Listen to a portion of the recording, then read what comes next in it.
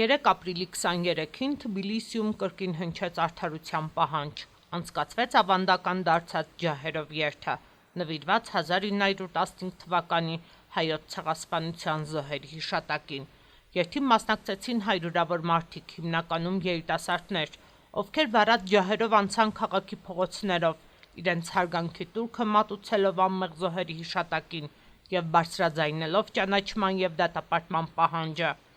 Երթը տեղի ունեցավ Վրաստանի հայ համայնք հասարակական կազմակերպության ձեռնարկությամբ, որը մեկնարկեց Թբիլիսիի Իսանի կայարանի մոտից դեպի Հավլաբարի Սուրբ Էջմիածին եկեղեցի։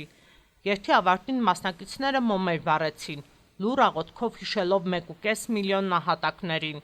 Այս միջոցառումը ոչ միայն հիշատակի պահ է, այլև շարունակվող պայքարի խորհրդանիշ միջազգային ճանաչման և ցեղասպանությունների կանխարգելման ուղղությամբ։ Ջահերով երթը Թբիլիսիում անցկացվում է ամեն տարի, դառնալով երիտասարդության ինքնության ու պատմական արդարության պայքարի կարևոր հարթակ։